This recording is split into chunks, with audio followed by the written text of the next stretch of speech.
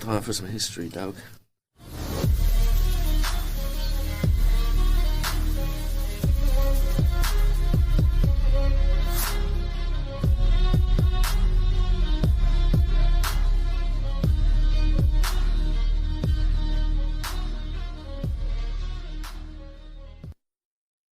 What up and welcome to Browsing History.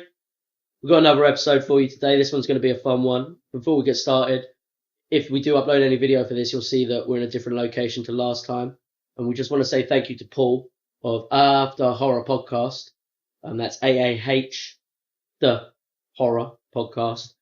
Really wicked setup. He let us come try out and test out starting a podcast in his proper home-built studio. It was amazing, wasn't it? Yeah, it was a great studio. Yeah, man. Really, really bad done. juju, I think, all round with the horror themes. Oh, was it scaring you, wasn't it? Yeah, I've had to talk to my vicar about it. Am I allowed to be near a Ouija board? I don't know the rules. Jesus still love me. Yeah, very spooky place. But great, like, merchandising and, like, not merchandising, but, like... Memorabilia. Yeah, the memorabilia style was cool. Yeah, it's very cool. He's done a very good job with that. And again, yeah, thanks for that, Paul. That was really, really, really appreciated, dude. We're going to get into it, though, of our second episode here at Browsing History. Today I've got a fun one, dude. What's it going to be? Today we're doing the Alamo. Oh, jeez. Yeah. David Crockett. That's it, Jim Bowie. Oh, jeez. And a less known guy over here as Brits. I'm sure he's huge over there in the States, especially for Texas. He's William Travis. So he's another boy who was there. Yeah, I've seen the name. Yeah. I don't remember him from the movies. He would have had a big part, 'cause he played a big part at the Alamo, man. William King, 10-year-old boy who fired off a scatter cannon. Go on. I think I read that somewhere. Oh, really? Yeah. That's mental. Do you reckon the Mexicans killed him? Because they said no quarter. I'm not sure which side he was on. Because there was all sorts of cannonry going on. I think if a 10-year-old kid's firing a cannon at the Alamo, I doubt he's in the Mexican army. Because it was the straight up army. Ah, okay, so these are like ragtags. They're pretty much attacking the town when they're attacking the Alamo. It's not too far from San Antonio at the time. I mean, nowadays it is San Antonio, but back then... Oh, well, yeah, like the whatever it is. The city's limit. expanded, yeah, exactly that. We're talking about the Alamo. The Alamo itself, the actual building, so it was actually founded in 17... Actually, before we get on with that, sorry. I've made a mistake here, and that's fine. We can edit this out. We might not. I want to talk about the date of it. I haven't even mentioned that. So it's February 23rd. Nice. 1836.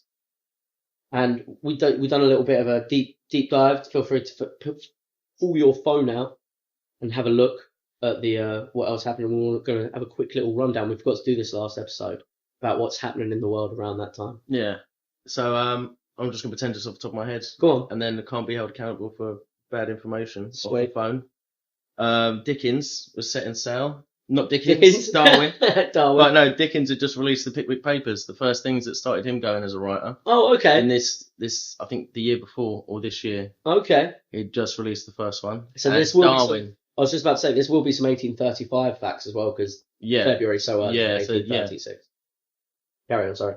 But yeah, it was between 35 and 36 that Darwin set sail to Australia. Oh, really? So he ended up in the Galapagos Islands and then coming down. That's an awesome famous one. pigeon man as well himself. Without pigeons, wouldn't have the theory of evolution. Really? Yeah, it's a fact. Really? Yeah, and we'd have lost World War II and all sorts. Well, yeah, I know we love a pigeon. We're about pigeons over here. The inventor of the flush toilet. Go on. Mr. Crapper. No. He was born... No, that's not his name. Yeah. No. I think Thomas Crapper. Nah. Yeah. That's why you call it a crapper. Really? Yeah, it's this far long ago, you know what I mean? I might actually start calling it a crapper. Yeah, because it was invented just for Tommy C. Yeah, just to rep, bro. But yeah, he was born this year, so imagine, these boys didn't even have the idea of a flush toilet. Filthy bastard. Yeah, like buckets and bags or whatever.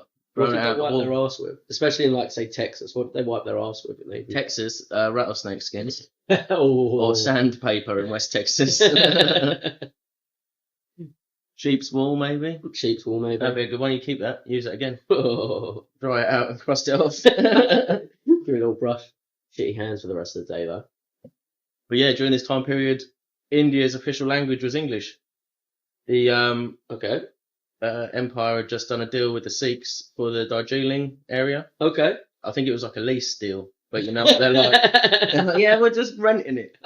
But yeah, So We it's, invented Hong Kong and gave it back. Come on, bro. yeah, and it's like it's that era, you know what I mean? The Empire was just going mad. Yeah, They this- weren't quite going into the Zulu Wars yet. That's Okay. a good 40, 50 years off. Okay, But India's like spreading out. They've arrived and state their claim. nice.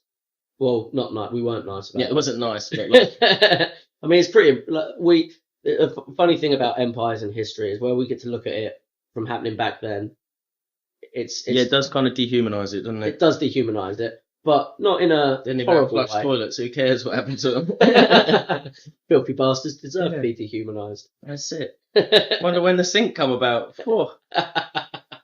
Yeah, this same year, the phosphorus strike match was invented, That's a good one. which is after the lighter. What? The paraffin lighter or whatever it is, the Yeah. like roll action flint lighter, Yeah. was invented before the match. No. Well, there were matches that were like soaked wicks. Yeah, that yeah. You could like combust and was like good for lighting a fire. Yeah. But the strike match that had a phosphorus tip, I get what you mean. that's invented after the lighter. That's mental. Mm. That's actually mental. That's a weird one, isn't it? Yeah, that is a weird one. Have you got But yeah, dates they on the were made- letter? No, No. but they were like early, Earlier. 1902s and that, maybe earlier than that. Fucking hell. Because like Zippo lighter is a pretty simple idea, isn't it? Yeah, no, it Soak is. it in oil. Soak it in oil, make a spark. Okay. Anything else? There will be. There will be. Yeah, I can't remember. They might Right come now. up because Oh no, you Go know. What's her name? The young lady that was kidnapped. Cynthia Ann Parker.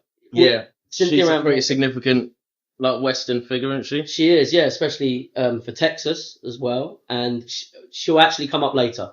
Oh, nice. I'll mention her. Era. Yeah, I do believe I mention her in a bit when we start, quite early on. Osceola Wars are also just kicked off. Osseo. Okay, what wars I are think those? it's Osceola, if that's the pronunciation. But I believe they're a tribe in like the, oh no, Seminoles. Osceola County is in Florida, so I think it's somewhere to do with that, like that area. Oh. But it was the natives. Yeah, yeah. They're the A lot of- only. There was still some significant movements of the natives going on at this time. There was Trail of Tears was not too Yeah. too far off of this. Yeah, they were fortifying the Trail of Tears basically in this era. Oh, So the internment camps turned into forts, oh, stuff like that. So it was a bit Dark. of a That was- disrespectful time. bit of a disrespectful time. Yeah. There was you mentioned about the Seminole. I'm pretty sure they're the only Native American tribe who never declared peace with the American government. Oh right. Yeah, which is pretty cool. So every other tribe at one point declared, all right, yeah, that's enough. All right, stop it now. Spit out. But the Seminoles are the only people technically still at war. Oh cool. Yeah, Yeah, nice. yeah, they're a good. We're gonna get some tax bump backs nowadays. They will declare if they ever get more reparations. They'll declare. Yeah, peace now. Give us a bit. Or they take it out of the war chest. America's definitely got the budget for it now. We're technically at war. So we'll get on to the Alamo. The Alamo was a building in, at this time, Mexico, Spanish-owned Mexico. Yeah. It was built in 1718 as a Catholic mission. Oh right. Right. So this is where I'm about to get into Cynthia Ann Parker. So it was built with a Catholic mission to convert native tribes in the area. Yeah. And- And took offence, maybe. Well, Is that how it ended up becoming a fortified position? no, it's not. It's Oh. not. The native tribes in the area at the time were the Coahuiltecans. I hope that's a pronunciation. I've written it phonetically, so We'll never know. We probably eradicated them, and their language is dead now. we So we'll say whatever we want. we probably did. Not us. We're English. Not us We didn't do that. personally. Not us But I personally. mean, like us as in the modern era of people. Definitely. You also got in this area. This is where Cynthia Ann Parker comes in. The Comanche, Yeah, 'Cause they're it is much more Comanche, famous one. the much more famous one. They're easier to say. They are easy to say, and not only that, you can. I feel like, and I'm not in any way justified to say what you can and can't say, but I feel like you can call the Comanche horrible bastards. Yeah, but yeah, it's like their thing, like Vikings. Yeah. You still respect them for it. Well, not only that, I'm pretty sure that Comanche means enemy. Yeah, because that's how I think about the Comanche. Is like they could have had their own like individual Yeah. social tribes within the Comanche. Yeah. The Comanche were just the outsiders of the other tribes that were So the stuck Comanche, in that way, if you know what I mean. Comanche They was just called them like enemies, and they were like raiders, basically, weren't they? So they could have just been Essentially. like banditos. yeah. So Whereas that would have made up loads of different types of people. I see exactly what you're saying, and I think you're onto an idea there, because Comanche wasn't what they called themselves. I forgot to check what they called themselves. Comanche was what others called them, and it literally means enemy. Yeah. So they were some bad boys. Really, they're the American Mongol. Oh, First boys with the ponies. They were pony boys. So the Comanche were pony boys. And the reason I'm mentioning them with Cynthia and Parker on this is because with a missionary in that area to try and go with the Comanche were cheeky dudes. Yeah. Like real cheeky dudes. Other missionaries, what they would do, I believe it was Fort Adobe. A lot of the times what they would do was go there and just be like, so, come on, hands out type thing. You know, what you got to give me? Got to give me some rice today? Yeah, some gold? What you got? Just everything. And blankets? And that's what I'm pretty sort of... Common cold? You know, got any of them poxy blankets? We really enjoy them. There was... What was that one that turned all the village children pink? We really enjoyed that for a while. No, there was an Amazonian tribe. It's like well documented. The missionary was there impregnating the wives and claiming it was a pink river dolphin. No. Yeah, so yeah, they're coming out pink like me because of the dolphin. And there's pink river dolphins. Yeah. Yeah. But yeah, there are. Yeah. But so, yeah. Back to the Comanche. The very cheeky fellas. One of the times I'm about to mention with Cynthia Ann Parker, so she was this woman who was kidnapped by the Comanche from a very young age, and she ended up for a long time living the Comanche life. Yeah. She even sired a son from a Comanche chief. This man, Quanah Parker, went on to become the leader of the Comanches. She was truly lightning with the yellow hair. She was truly lightning with the yellow hair. Yeah, she definitely was lightning with the yellow hair. She eventually got rescued, but when she was rescued, she kept trying to escape and get back to the life. When they moved her far, far, far out of Comancheria, she used to just go and sit and cry in the woods with her daughter. That's deep, isn't it? It's horrible. That's like what they do at zoos. Yeah, it is. Exactly. It's horrible. It's horrible. And back to cheeky fellas. When they kidnapped her, they actually turned up at her fort. All the boys on ponies. We love a pony over here. And the ponies were sopping wet. Right? So they'd just been running in a river. They'd just been running about.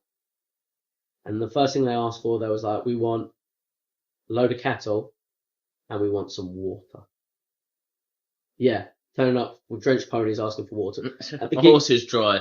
Like the emperor's clothes, they're just seeing if they respect them or not. Exactly. Oh, it looks very dry, sir. Here's your water. Yeah. In the end, the geezer was like, the gentleman who ran that fort at the time was, we can only give you one cow and you got wet horses, bro. We haven't got, there's a rip, come on. I'm sweating.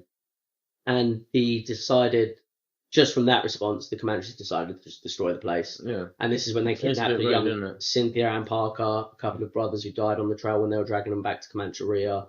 Oh. Yeah. Horrible. So Cynthia was tough. Cynthia was tough. She was like top of the crop. Top of the crop. I think she was also a lot older than the younger brothers. Right, yeah, that's sad. That is sad. And the Comanche preferred kidnapping women. Oh yeah, probably nicer to a woman. Yeah. Yeah. Nicer. Eventually, when you sort of became part of the tribe. Nicer to begin with when you're turning them out. You know what I mean? Horrible. You give them the Max speech. Me and you, baby, we're going to go real far. On this wagon train. So you might want to stop that talk because she was a child when that happened. Yeah, well, they all were. In a Western saloon, I reckon. Go back to the Alamo, right? I don't think this was the best conversion temple. Yeah, it's probably not the greatest idea. No, so they ended up... Missions are quite arrogant. Yeah. Rorke's Drift was a mission to begin with. Was it? Yeah. Okay. It had train access like one station down or whatever. Yeah, yeah. And it was like set up for this mission. And then the Zulus like obviously driven them out. Well, there you go. So missions never really work out, right? Don't be too arrogant with your mission. Set it like 2-3 miles outside of where you're from. So and then go from there. Do you know what I mean? Do a little bit. Do a little bit of I'm going to airdrop into absolutely nowhere. The middle of nowhere. Tell them how wrong they are about landing God. Exactly that. So this mission didn't work so much that they never even built the roof of the cathedral. That's how much they gave up. Also, no, that's part of it. There's no roof to this Catholic mission. No. That's how shit it was. But eventually it did get used by the Mexican forces during Mexico's War for Independence. So it's Yeah, used so as a it's fort like- as a strong. So it was a large. Was it like sandstone or something? When I Uh, see it, it kind of just looks like It does. I'm sure it's brick back then. Tatooine. Yeah, it's very Tatooine. It wasn't just the Alamo as the building without a roof. It was also like a large complex. Oh, like walled a and- garrison sort of thing. Exactly that. So it was seen as quite a decent, what placed garrison. Not a decent garrison or a fort itself, but its strategic location was really good. Yeah, it wasn't far from the river, was it? The Rio Bravo? There was a river right by. I'm not sure which Or is that river. what it's called in Red Dead? It probably Rio is Grande? I don't know. You're probably right there. Yeah, that's probably what I'm saying. You're saying right as in it was Red Dead River. yeah. But yeah, it's on the Red Dead River. Yep, it's on the Red Dead. On the old Red Dead. It is on a river. You're 100% right. And like I said, it was used by the Mexicans during the War for Independence, and it was a great foothold to stop marching armies going further north. So that's what it was used for. Like I said, the location, and it got its name because the troops were from a place called Alamo de Parras. Oh. So they ended up calling it El Alamo. It was also called that because there was loads of cottonwood grove around it. And I think Alamo in Spanish has something to do with the word cotton. Okay. I didn't write that fact in my notes, but I think I remember reading that. I mentioned the cottonwood, so there was a reason for it. And in so that's the Alamo in itself in a building, right?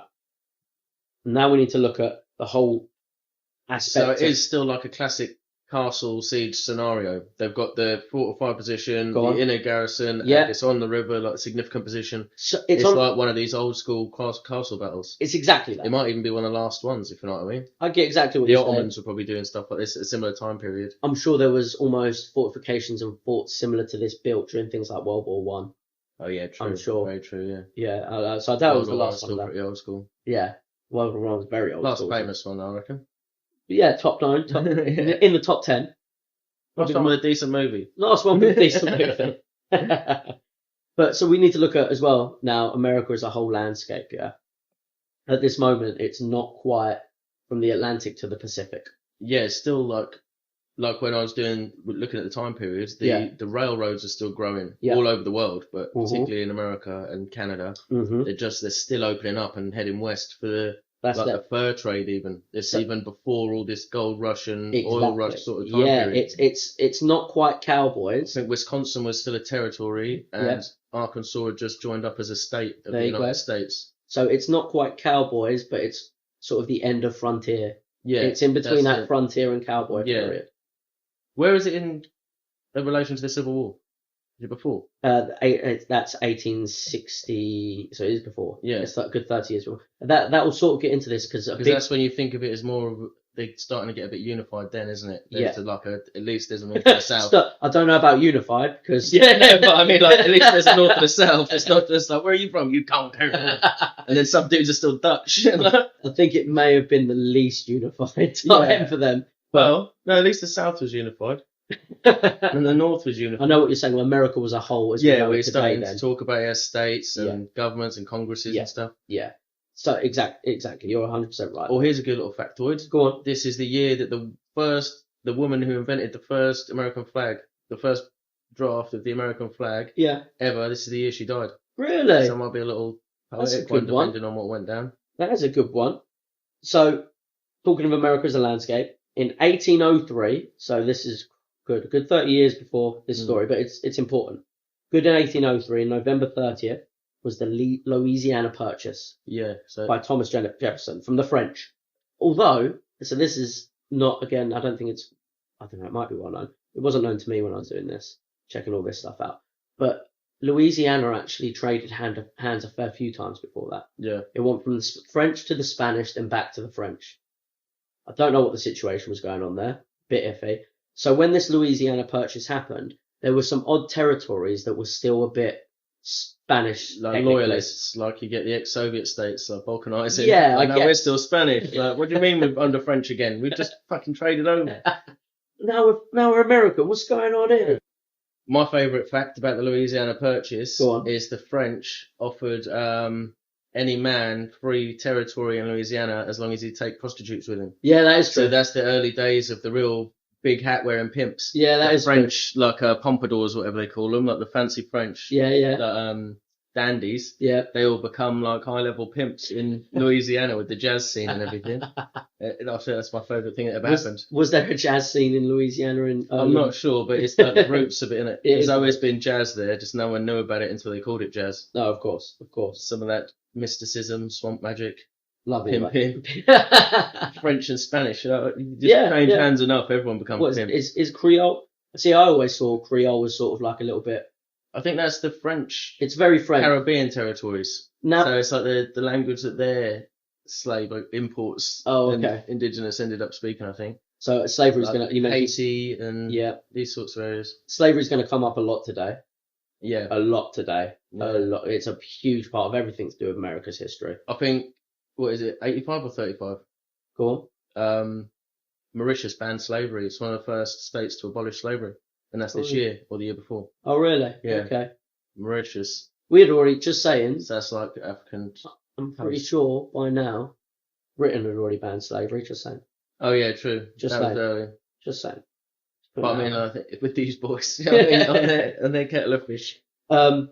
the new territories where it's all like, no, you're not under the empire anymore. You're doing your own thing. You're mucking about, America, Haiti, Canada, South America. So I've got this horrible little Look, theory. I guess it's not my theory, but when the War of Independence happened with America, at the same time, the British had made a deal, being like, "Oh, we're not going to go beyond these borders. Yo, Native American tribes, you keep that. We just want this East Coast." And at the same time, the Independence War was kicking off. Was the same time some like frontiersman was heading past the border that we agreed and started attacking and building okay. forts. Texans. No, not there. It was more going into like the mountains, going west. Okay, yeah. Well, So- like, okay, yeah. That I'm talking. Now I'm talking like I've gone back again. Sorry, guys. But I I've mean, gone like back to in cowboy 1776. films, the crazy guys that go against the law are Texans. Usually. Bigger hat, both Yeah. pistols going at the same time. Yeah, I They're get just you. like, hey, boys, I'm Carol England's here. But so my idea was that, like, was the American Independence War really over taxes, or did you just want to keep claiming land, motherfuckers? Yes. Yeah, true. Yeah. Was it like... When we were Play by like, the no, don't rules be nice to anymore? those guys. Let's Yeah. We've already taken this. Being a bit rude here. Although we did take everything and didn't say that. So back to a Louisiana Purchase. We keep rolling off, but it's a fun one. It's always fun to roll off. Back to the Louisiana Purchase. Like I said, where it changes hands between the Spanish and the French quite a lot. Texas at this time was a part of Spanish Mexico, and it was really easy for immigrants who are now American citizens to start leaking into Texas because the whole border dispute of where was Spanish territory and where was now American territory. And a lot of these immigrants sneaking in or sliding into Texas, some were filibusters. Now, a filibuster, what we know it today, is to do with Breaking votes, isn't it? well, it's a politician holding a vote opposed to their party so that it doesn't go through and taking it long. You see what I'm saying? Yeah, no, I remember what you mean now, yeah. Yeah. But back then, a filibuster was a violent settler who took land and sought to overthrow the land's authority. Cool. So they just went in and was like, mine, motherfucker. Alaskans. And some were actually even working with American politicians under the table. Oh, okay. So you're almost gaining territory just by having a few filibusters on your hand. Like Wild Wild West. Like, They've got the old secret gold mine out there. They got the Chinese boys running the railroad, and the kung fu's coming their way. I guess he was a It's filibuster. like dirty. Loveless. It's like a general doing dirty handshakes with the Spanish, wasn't it? That's it. So Dr. Lovelace. There is actually some dirty people doing handshakes with the Spanish later. But yeah, Dr. Lovelace may have been a filibuster. Definitely. Yeah. Definitely. Cheeky little filibusters. There was also, not just that, so that sounds horrible, but Some somehow... famous General Phil E. Buster as well. He used to just go around shit kicking towns. Some, however, though, were settling legally in league with the ever-changing at that time Mexican government. Impresarios is what they were called. Some of them were past filibusters, but some of them were just like hard-working US farmers. So you'd make a deal with the Spanish or eventually the Mexican government to come over and bring families with you and make money. And they were given a league of land, which is 4.5k of acres. Whoa. Yeah. If they became Mexican citizens and Catholics. And was America only offering 40 acres at the time on I that? have no idea what they were. I don't know offering. where that phrase comes from, 40 acres. Maybe they Well, I were hear it a offering lot. that. But I think that might be something to do with the Revolutionary War or like the Civil War. I'm not entirely sure. But yeah, 45,000 acres sounds a little bit better than that. Doesn't it? Pretty sick deal. Didn't there a load of Irish boys go for that as well? I don't know. Irish. A lot of Irish were brought in during the Civil War, actually, by the north. But like in the Mexican army, there were Oh, Irish okay. fighters. Were there? That's why Canelo's ginger. And in one box. Really? Yeah. Oh, Yeah, no, there's a lot of Irish blood in Mexico from this era. okay. They That were makes like sense. maybe like mercenaries even. That makes Because they sense. obviously weren't welcome in England, the Irish. Yeah, yeah. So if they're fighting men, they had to leave Ireland or they'd be hung for Fenians. Well, there you go. So if That's it's got fucking- Mexicans. That's fucking Canelo's ginger. That makes sense. And that's why they both do tarmac. Oh, They went over damn. there and invented tarmac together. And they're like, yeah, boys. You know what I mean? It's that culture. And the funny thing is, Couple cervezas. the funny thing is, my dad used to do tarmac in both America and here, Yeah. and he used to With work Irish with boys and Irish, with Mexicans. Mexicans. Yeah. Yeah, I wasn't lying. No, he I wasn't being racist. These are literal observations from a historian. And I've been to Ireland recently, last summer, Yeah. and the tarmac over there is incredible. So they learnt a thing or two. It's like very small roads as well. They don't go mad on the lanes. Really? Because it's quite rural still everywhere. Oh, So that's you've got nice. like 2-3 lanes max. Yeah, that's And like it's a weird overtaking system where you've got to let the person behind you overtake you. But yeah, the tarmac is immaculate. There was one point I was literally right on the edge of Ireland, Yeah. like, as in heading towards America, the Atlantic Ocean. Yeah. And that's the only place there was a bad bit of tarmac. Really? And then as you start heading back in, it's like glass Beautiful. again. It's just smooth. Nice. We have to go see what the tarmac roads in Yeah, you're going to have Mexico to pick and Mexico now. Texas now, yeah. With that, the deal gets better, bro. You get a further 22,000 acres And French prostitutes. for every 100 for every 100 families you bring into your area. Bring it. Yes. Yeah. Irish families, yeah, because they're so big, they're dividing themselves up. They're like, you're a family, you're a family, you're a family. I'm the acres, tame me. Think about the ponies. So the best geezer at this, you'll see why I've been hovering my phone out for ages now. It's a really long name. No. The best geezer at this in the world was a man who was known as the father of Texas. You want to know that man's name? Is it Charlie Goodnight? Steve Austin. Oh, yeah. That's the bottom line. Father of Texas just kicked your ass. So, Stone Cold Steve Austin, the father of Texas. The Texas rattlesnake. That's it, him. From this story onwards, if you're imagining this story and you Oh, which was my last beer. I could clap it together. if you're listening to this home and trying to imagine the story between our ramblings, from now on, whenever we mention Steve Austin, you got to think of Stone Cold Steve Austin, please. Yeah, I'm guessing it's where Austin City's named after as well. Exactly That that, makes it a lot cooler now. doesn't it? Yeah. That's also where Stone Cold City. you're also. I'll mention later. You'll have another city name for you. Oh. Yeah, I've got another one for you. But anyway, let's get back to Stone Cold Steve Austin. He brought up to more than 300 different families into Texas. Well, look. How is it him doing it? Is he to own a ship or I don't know. Maybe He's he's, like a tourist. organising it. He's organising is it. that he's Thomas writing- Cook? Back then, yeah, maybe he's writing letters. I'll give you a whole 3 acres. Don't worry about it. He's keeping 97 every time. It More than 97, bro. was 100 acres per family, wasn't it? 22,000 acres for every 100 families. Oh. 22. So that's And he's already- 120 a family. And he's already got his 4,500 acres. That's where the 40 acres thing comes from. He's offering them 40. There you go. It's probably that. And he's got a fat ranch up the middle. Oh, yeah. So he bought, like I said, 300 families. He even aided the Mexican government in smashing a rebellion of filibusters.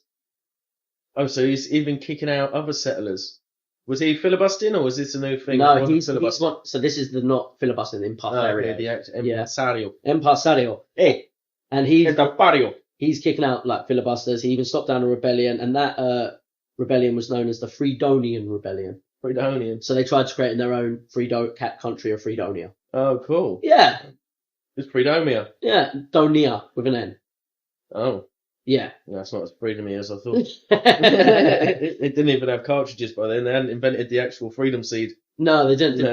they? No, We'll get to- democracy. We'll get to the guns later because you're going to have to help democracy. out with that. So aiding the Mexican government though worked in his favour because, like I said earlier, the Mexican government was always it was through a lot of changes at this, not just like from Spanish to Mexican, but after that there were so many like different rebellions and revolutions. It was mental. Yeah. But this worked in his favour, him working for them so hard and kicking out filibusters. Because in 1921, when Mexico won its independence from Spain, and in 1923, after the abdication of the Emperor of Mexico, he kept having to like go to Mexico City and make deals to carry on that he was an impresario. Right, yeah. So him being like, oh, I clacked out those American boys for you. I'm Stone Cold Steve Austin. What? He's stunned. Everyone is, what? He's turned up with a wagon train full of Bud Lights. What? And they're still putting disrespect on his name. Like, no, come back. Sign the paperwork in town. You can't work for us anymore. What? Stone Cold throwing them out. Done. So he's actually been fired?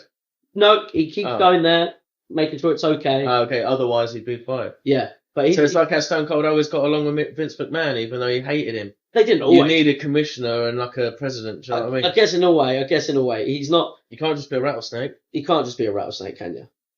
And so after the 1923, him going back, for the next decade, Mexico is under constant rebellions. Yeah, a failed plot to take Cuba happens. Yeah. So they try to take Cuba, mess it up. Bad. So they messed that up quite a lot, like throughout history. A lot of people have messed up Cuba. It must be a weird shape. It must be on a weird fault line. Yeah, it's got a little Bermuda triangle around it. It probably has. Where's Bermuda? I don't know. Jamie, pull up a map. We do need a Jamie to pull up a map, don't we? We triangled them. The triangle choked trying to get Cuba. There was a reinvasion from Spain, but that was alright. Come back to be like, this is mine. But, yeah, might as well. But Mexico won that. Did they have the cool helmets that look like half pipes? What, the conquistador helmets? Yeah. They're pretty cool in there. Is that who come back over, or is it just boys in like flat caps? Probably boys in Federales. flat caps. Whatever people were wearing from Spain when we were firing muskets. Yeah, Federales. They won. Sombreros. Bandoliers. Well, that was probably what the Mexican army was wearing, no? Because they were vaqueros and shit. Oh yeah, true. So Spanish must have looked like conquistadors. Fancy compared to the Spanish. Yeah, it's compared vaqueros to the Mexicans. Yeah. And Mexico won that, like I said, and there was loads of more rebellions. In 1933, a man arose from all the dust settling in Mexico, calling himself the Napoleon of the West. 1833.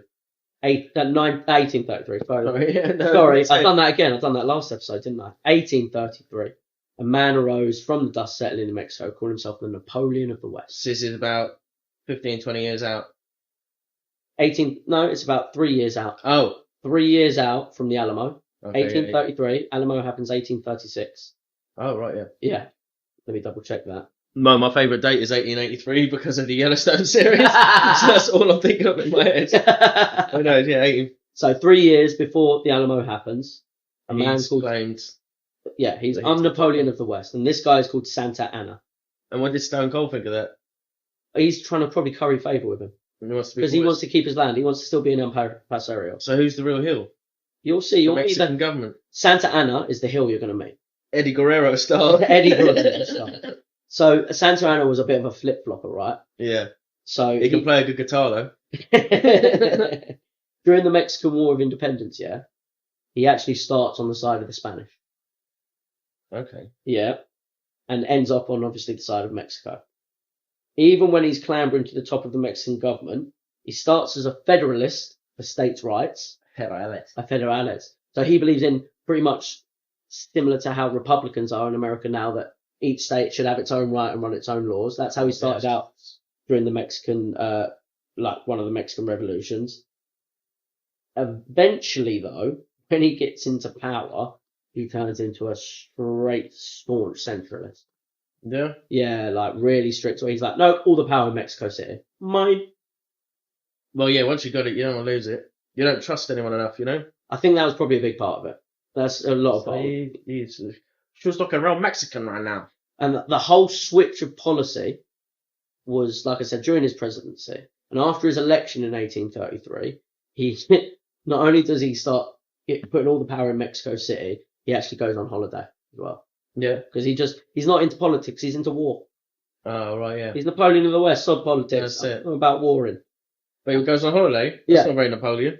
I guess. Did he build a fountain on holiday? I don't know. He better have. He leaves his vice president in charge, but by 1835, like Mexicans are skint Yeah. and starving, and another rebellion is really stirring up, yeah? And this is when Santa One of them Anna... bad ones. One of them Marxist ones. We're a hungry rebellion. Oh, no. I thought it was just Spanish. Well, if they're Marxists, a hungry rebellion is just going to get hungrier in the end, isn't it? Yeah, I know. But they never see that to begin with. No, I'll tell you what. If we could just share that dude's things, we'll all eat. And this is when Santa Anna rocks up again and boots his vice president out. And this is when he makes it more sense. Puts him on the naughty list. Santa's back in town.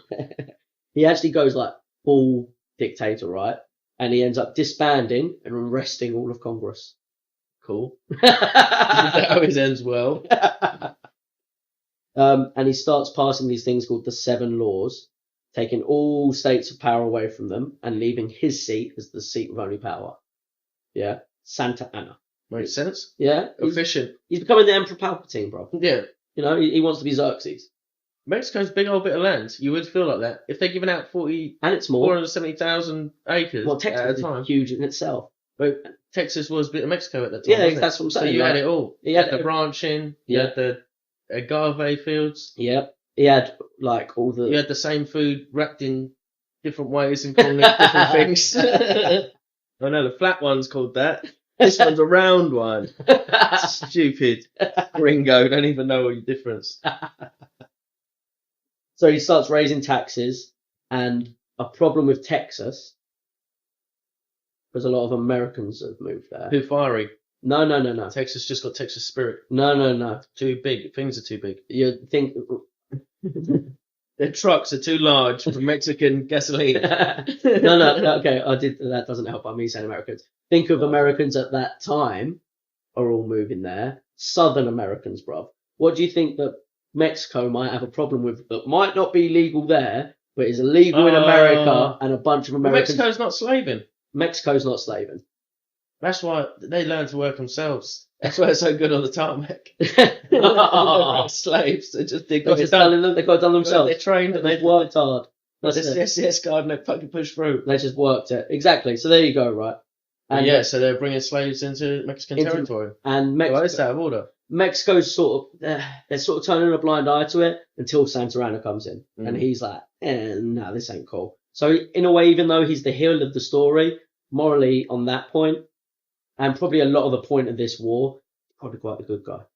Yeah, When you come back to actual morals, yeah, because that's the thing in this time period. The people who actually wanted to make a stand, like, no, we've got the perfect opportunity to make an entire country right now. yeah, If we've all kicked off enough, everyone's died for everything. Let's fucking just set some 7 rules or whatever. no, Everyone report back to me. yeah. Do you know what I mean? So he might have been an idealist in that way, where he's like, let me just make sure this goes through, and then whoever can inherit Mexico inherits it. Yeah, I see what you're No saying. slaves, Yeah, no rednecks.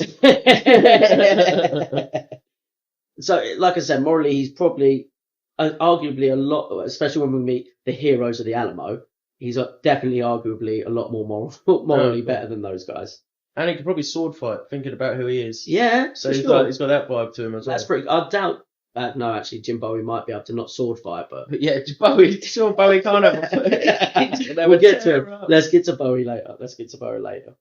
And this starts him being Santa Anna's being a bit harsh on slavery. That starts to piss off Texans. It even starts pissing off. You can imagine, though. Starts pissing off even Steve Austin, bro. Yeah. You don't want to piss off Steve Austin, dude. And he's one of the most modest dudes ever. Right? And in the late 1835, You just don't know no different, Paul Steve. well, He was raised with slaves. the Steve I'm mentioning when we mention slavery isn't Stone Cold Steve Austin. It's the real Steve Austin.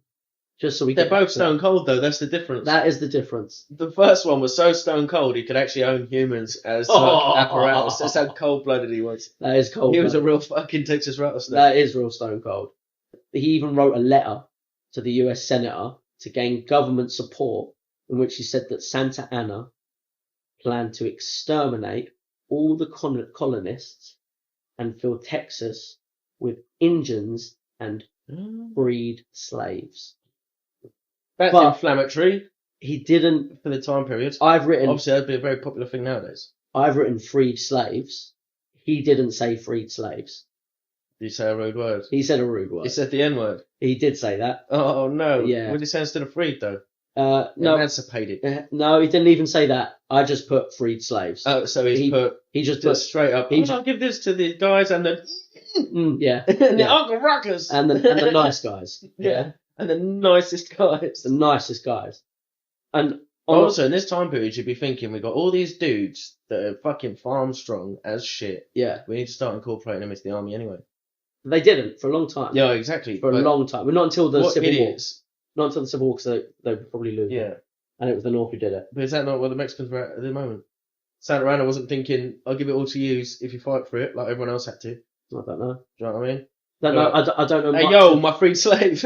I don't know much about the ethnicity of the Mexican army, apart from that they were Mexican and Irish. and Irish, because Canelo was there. Yeah, Canelo was ginger. there. There's a lot of ginger Mexicans. Is that? Yeah. Oh, Louis C.K. Yeah. Louis C.K. That's one. Yeah. I mean, Tom's oh no, that's he's somewhere else. He's Peruvian, but Louis C.K. ginger Mexican. Yeah. Yeah. There's a couple. Yeah. So on October 12th, a volunteer Texan army, led by Steve Austin, takes San Antonio, as well as the Alamo, during what's known as the Siege of Beja. Is this like December time? October 12th. October. So this is the So is that- Alamo happens 1836. October 12th is So this is the 1835. autumn, and they actually made this Alamo in winter. Alamo was what we're February. in now, almost February. So this is October. The start of winter and the end of winter sort of start. That's it. And winter's quite So it's important not far later off. for the Alamo battle as well. But alongside Steve Austin, Yeah, you don't want to fight in the winter when you're Mexican. well, I'll tell you about the Mexican army in winter. They don't have a good time. Alongside Steve Austin at the Battle of Beja was a man named William Travis. Oh, Travis. So this is, I'll introduce you to William Travis right now, right? So William Travis, proper Southern boy. He was born in 1809 in South Carolina. Now think about this, bro. This happens in 1836. He was born in 1809. He's quite a young chappy, bro. Yeah, true. He's in his 20s. Yeah. Yeah, it's just, He's a pup. yeah, this might be his first adventure, you know what I mean? He's had a few adventures. In 1829, he's a lawyer in Alabama. Yeah, so he's a smart chappy. Like the chicken from Futurama. I'll put it to you, sir. In one of them proper old timey courts. Yeah, that's it. Exactly that. That's who he is, bro. My client. And now someone's giving him a gun. But in 1831, he was disbarred because he was in serious debt, and he also had a duel with a chavvy where he killed the geezer. That's the point of a duel. It is the point. You got to write it off. We But- duelled. I don't know if Kentucky was Alabama, was allowed duels back then, but he was in No. trouble for that. He got disbarred. Oh, you piss my back. Yeah, go on, go piss break. Have a little break. Piss break. Holes.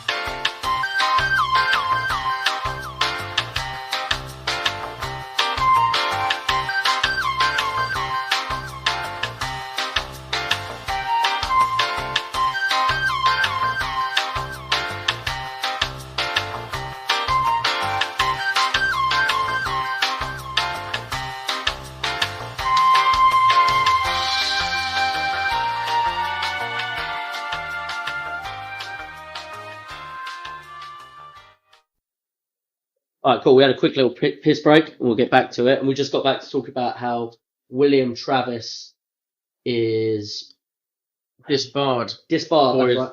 debt. Was Debt he a and gambler or drinker? I don't know. Yeah, Opium head? he could have been an opium head. It's in back that then. freaky railway opium boy.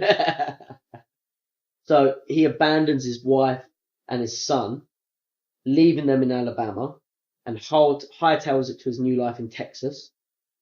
Dragging along is slave Joe. Well, Can't really relate to that. Got no really But I quick. can understand it. Do you reckon people have like slaves known as their boys? Is it the slave was called Joe? Yeah, So he had a name at least. I think. He knew he was human. So Well, that's progress. he definitely You always. think they were boys? I'm like, you got to be my slave obviously because of the law, but we're still boys. When I they ain't don't looking, think- I'll let you fucking. I don't think they were boys, man. With I the don't think you can own. I think William Travis probably thought they were boys, but I doubt Joe thought. They Oh were yeah, boys. Joe was probably like, I wish I wasn't this motherfucker's boys. Yeah. Marlin. Yeah, and like I think he probably always knew he was human. William Travis probably didn't. Yeah, true. He's come to it like 10 years in. Like, oh, you're actually a fucking chubby. Joe. He's like, I knew that the whole time, you rude little bitch. No wonder they disbarred you, you ignorant son of a fuck. Well, yeah, shout out Joe. Fair play. Yeah, Joe's Joe's up with some serious shit. Joe's No one's put up with that shit No. ever since. no. Well, some people. Some I think people up everyone- to that point, but I think Joe was like, he could have outlived them. Joe get mentioned later as well. Joe's got some Joe get to work. Huh? Joe get to work on the scatterguns and that. We'll see. Joey load a musket. We'll see. He definitely loads them 100%. 100%. So anyway, Ammo Joe, they call him. when William Travis gets to Texas, right, he registers himself a year older in Texas, but he also registers himself as single. Nice. They had child support back then. Oh, by the way, he also left his wife pregnant, as well as she already having a kid there. He's a dirty dog. He's a dirty dog, you know. But you'd want to create the America that you want your children to grow up in.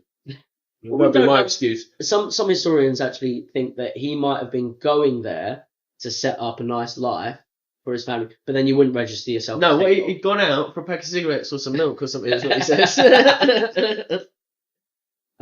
And to discredit exactly what I just said, he lives the life of like a massive bachelor. We've got his diary, not me, but they've got his diaries, and he like Yeah. writes about him being just. I got a squaw today. That's it. Powder and catfish gills.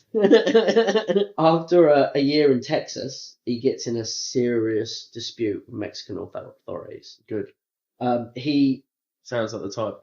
the reason for it as well is slavery again, Oh shit. because he's dragging his boy. And he ain't even paid for him, the dirty borrowing bastards. That's why he's in debt, Yeah. eh? Make freebies all around. Let me just get a sample. So what happens to him, right, is Mexican officials give shelter to 2 runaway slaves.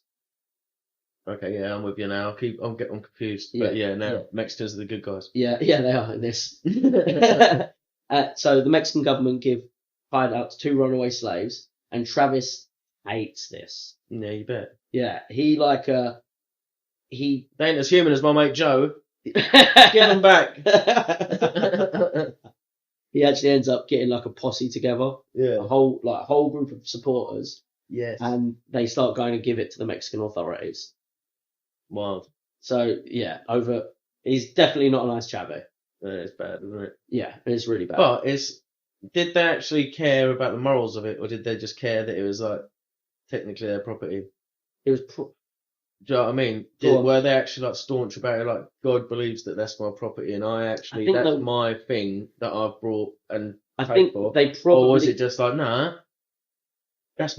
he's just fucking with me. Just unfortunately, took it personal. unfortunately, I think it's the first one, because there are Yeah. stuff in the Bible where they mention, and even in like Yeah, they were justifying it. they did justify the slavery. 60s. Yeah, they did justify.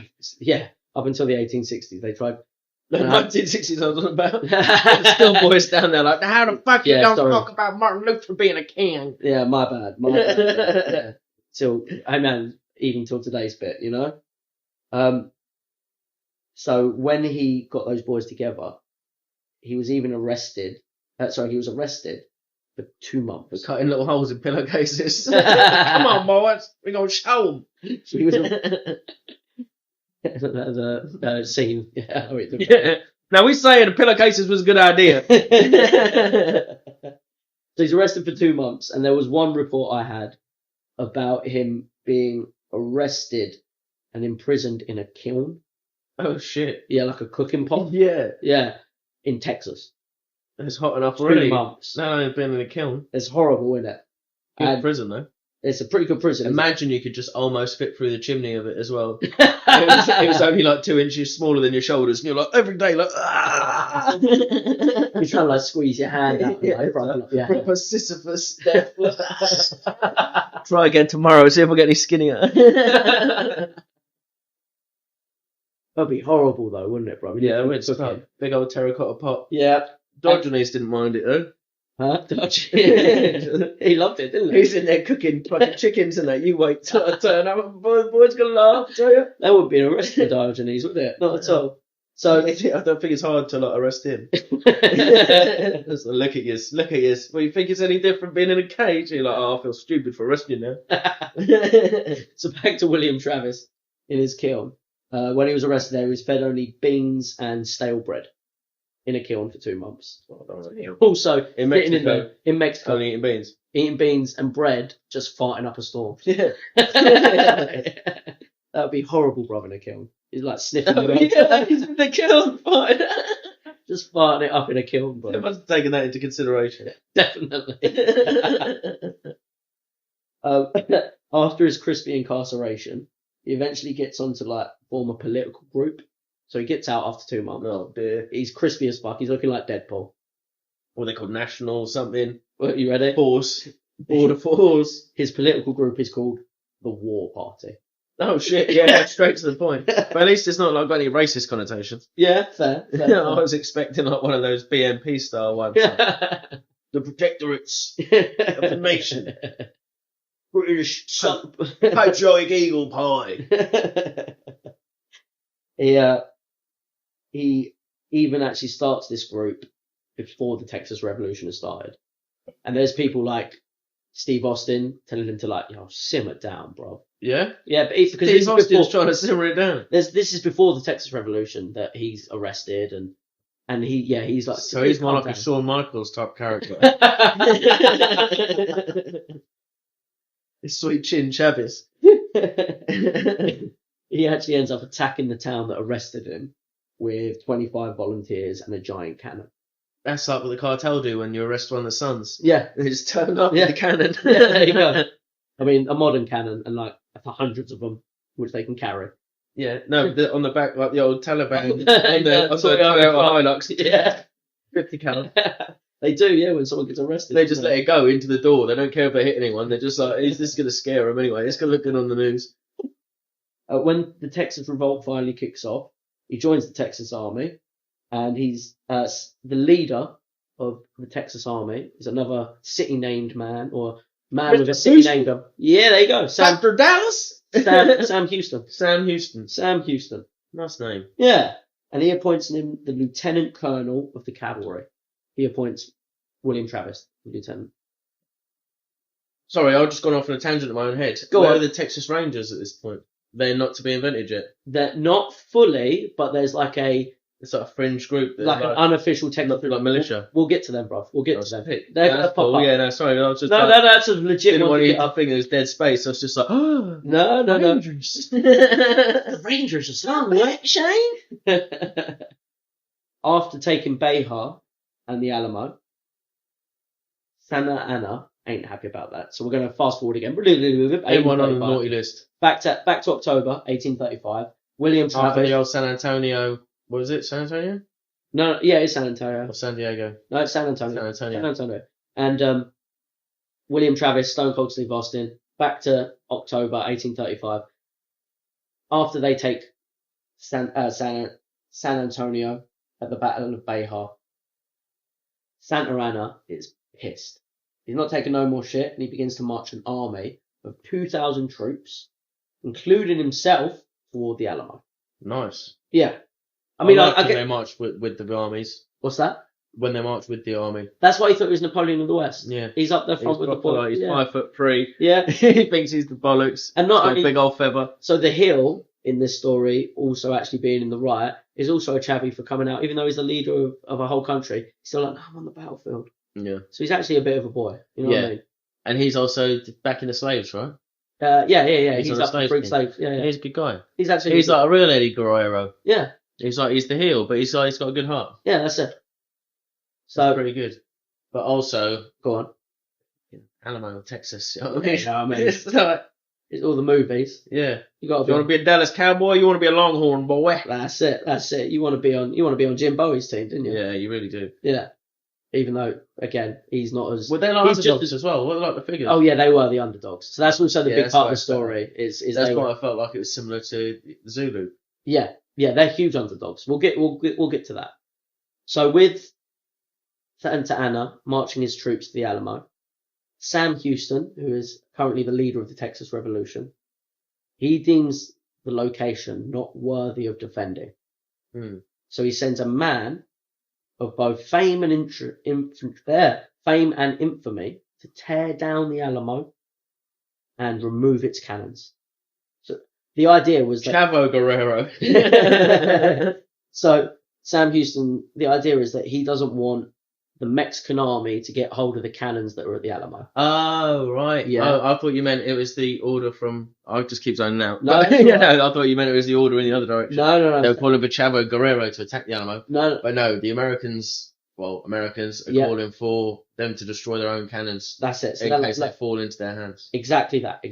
Classic. So he sends a Burn your own geezer. bridges. That's it. So he sends a geezer to do that, and that geezer is Jim Bowie. Jim Bowie! Yeah. So Jim Bowie, we all know. So here you go, take my gun. He's like, I'm alright, boy. Just starts stropping up a knife. He's got like, he shaves with it. He's got a toothpick in. He's a bad motherfucker. And he's got, I'll go down there on my own fucking cannons. Don't worry about that. That's exactly what happened, bro. So Jim The Bowie. original one-man army. Jim Bowie is obviously famous, like you just mentioned, for the Bowie knife. Yep. Yep. So everyone knows. Ain't got no sewing kit in the bottom either. It was a real knife. Yeah. Proper. It's more it's more of a dagger than a knife. Yeah, really, it's the like original halfway Bowie. to a macheta, but Yeah. he doesn't want to use that word because obviously he's fighting the Spanish and Mexicans and everyone. So, do you know where one of the stories about where the Bowie knife, not where the Bowie knife came from, one of the stories that popularized the idea of the Bowie knife? No. So it's this thing. I actually really don't know anything about it except from the name. Yeah, so the thing, I wasn't even sure it was him. it's definitely him. I thought it was Davis. That's how he poked his eye out. So, David Bowie, oh, fuck. So Jim Bowie is famous for a thing called the sandbar fight, right? And the sandbar fight's quite funny. So what happened with the sandbar fight? I haven't written this in my notes, so I may mess this up a bit. But the sandbar fight, what happened there was it was a duel between two chavvies who Jim Bowie was mates with one of them, and his arch rival, who I can't remember his name, was mateys with that guy. And two parties turned up to this duel. So it's like he was there to carry his mate away if he died. Yeah, but it was more. There was more. It was two parties. Of people Oh, what, turned like up. two whole little gangs? Yeah, two whole little gangs, about, I don't know, maybe 5 in each group. Yeah, turned Can't up. one-on-one, can they? No, it was one-on-one. It was a duel. The duel happened. The watch me four mates! So it almost happened pretty much like that. So the duel happens. Both of them miss each other, and they call it that. But then the two boys start. They're all embarrassed. Draw! Oh, tender's never happened, right? So you're like, And nobody's got 6 shooters then either. It's flintlock. yeah. Just to reload it. Oh, you wait, but I'll tell you, I'll give you some. Whoop. It's me shit. So with No, that- 10 minutes loading it up. Shaking. Is he loaded? With that, yeah. What happens is after the duel they miss, the two groups start kicking off at each other a bit, yeah. One geezer pulls for a gun. He doesn't aim it at Bowie, but he misses his target and hits Bowie in the hip. Another hitman. Another He's a hit. sleeper cell. Another hit, man, bro. Horrible. And Bowie, he's not too happy about that. You can bet. So he pulls for El macheta. a knife, which is described as a knife as large as a butcher's knife. Nice. And he goes for the chavvy who shot him. The chavvy hits him with the butt of his gun, breaks the gun, but knocks Bowie down on the floor. He broke the gun. Yeah. Go on, Bowie, you hard-headed son of a bitch. He's a tough dude, man. But you know the flintlock pistols? Go on. The bottom of them is like club-shaped. Yeah. That's why. Yeah, It takes so you you can- so long to reload that someone could have pulled their sword out already. That's it. So you have it as a bludgeon. So that's exactly And what that's why happened. it's here. sort of lumpy on the bottom. Bowie pulls a knife and someone clocks him with Yeah. the butt of that gun, right? But fucks the gun up. Another guy pulls for a gun, fires at Bowie, misses. There's a lot of missing in these days. Like the rifles that used at the Alamo, they think we're only accurate to about 50, 60 yards. Really? You'd just fire into a crowd with them, and they'd be all smoke and crazy. And you'd hope it hits. Yeah. Yeah. And it was just like a numbers game back then with the muskets. Yeah. It's the same with, probably I'm saying with flintlocks. Yeah, it's the same principle, isn't it? Yeah. You got one shot, and it's not rifled. You've got a little round piece of lead that's been melted all different ways. It's just going to spin out of control. The closer, the better. Exactly that. And so now Bowie, shot on the hip, on the ground, had a shot just miss him. And then another chavvy, who's the arch rival of Bowie's, pulls a sword cane. Oh, he's just any excuse. They weren't even there to fight. And then his arch nemesis is just like, there's Bowie there with a shot hip. I'll get him. Sword and he cane, pulls it out of the cane. Yeah. Oh, he's a pimp. I'm straight from Louisiana, bro.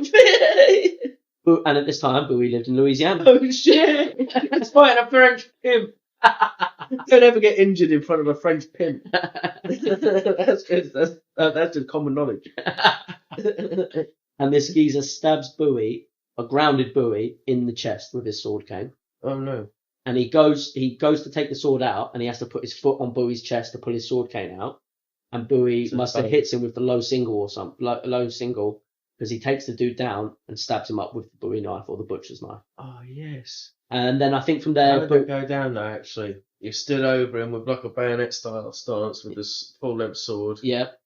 He'd have to go like puts his foot on his chest to pull it out. What do you call it? A spider guard trick where you just hold their ankle. Yeah. It'd have to be that sort of scenario. I don't know the actual name, but I call it the John Wick sweep because he does it in John Wick 1 at the nightclub. John Wick and the boys. Yeah, and then straight on the Bowie. So Jim Bowie is basically Jim Wick. Yeah. And he hits him with the Jim Bowie Wick move and then stabs him up. Yeah, and a Joker. No Joker. He's got past. But he gets shot again. And then I'm not sure he's in the fight much longer after that, but he is taken aside by the doctor who's at the duel, because all these duels have doctors there. Yeah. And he's fixed up and he survives.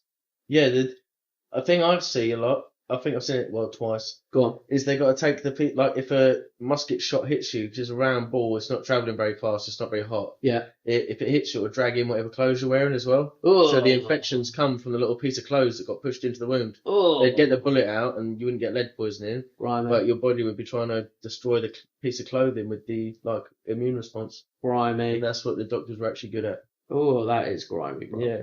But so he survives. Doctor pulls him aside. He survives that. How tough you had to be to survive back then as well. Yeah, man. Antibiotics weren't even about yet. After fighting a French pimp from the sword cane, bro. Yeah, you know. And hitting him with the John Wick, John Wick's, bro. Yeah. So Jim Bowie. He saw his life flash before his eyes. It was like Last Samurai shit. He saw it like slightly slower than it was happening. Then he was like, "I've got this." Oh. So as much as we are absolutely loving this tough gig. Don't forget he's a slaver. So fucking slaving bastard. This one, Joe thought he was free, and he's survived. This ain't William Travis. Oh yeah, Travis got the slave. This guy had a different job when it comes to the slave trade. So Jim Bowie was involved. The net man.